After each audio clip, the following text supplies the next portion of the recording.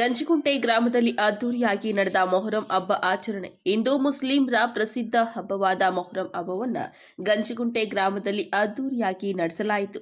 ಇನ್ನು ಹಬ್ಬವನ್ನ ಕುರಿತು ಮಾತನಾಡಿದ ಗಂಜಿಗುಂಟೆ ಗ್ರಾಮ ಪಂಚಾಯಿತಿಯ ಅಧ್ಯಕ್ಷರಾದ ಜಿ ನರಸಿಂಹಮೂರ್ತಿ ಅವರು, ಈ ಹಬ್ಬವನ್ನ ನಮ್ಮ ಪೂರ್ವಿಕರ ಕಾಲದಿಂದ ಆಚರಣೆ ಮಾಡಿಕೊಂಡು ಬರುತ್ತಿದ್ದು, ಇತ್ತೀಚೆಗೆ ಕೆಲವು ಕಾಲ ನಿಲ್ಲಿಸಲಾಗಿತ್ತು. ಮತ್ತೆ ಎಲ್ಲಾ ಮುಖಂಡರು ಸೇರಿ ಹಬ್ಬವನ್ನ ಬಹಳ ವಿಜೃಂಭಣೆಯಿಂದ ಆಚರಿಸಲಾಯಿತು.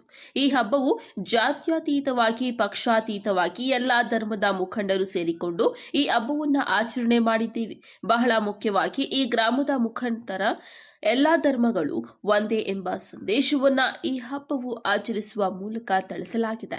ಈ ಮೊಹರಂ ಹಬ್ಬದ 10 ದಿನಗಳ ಹಬ್ಬವನ್ನ ಇವತ್ತು 10ನೇ ದಿನ ಗ್ರಾಮದಲ್ಲಿ ಮೆರವಣಿಗೆ ಮುಖಾಂತರ ಆಚರಣೆ ಮಾಡುತ್ತಿದ್ದೇವೆ ಎಂದು ತಿಳಿಸಿದ್ದಾರೆ. ಇನ್ನು ಇದೇ ಸಂದರ್ಭದಲ್ಲಿ ಗಂಜಿಗುಂಟೆ ಗ್ರಾಮ ಪಂಚಾಯಿತಿ ಸದಸ್ಯರು ಮತ್ತು ಊರಿನ ಎಲ್ಲಾ ಗ್ರಾಮಸ್ಥರು ಹಾಜರಿದ್ದರು. ವರದಿ ನವೀನ್ ಕಿರಣ್ ಶಿಡ್ಲಘಟ್ಟ.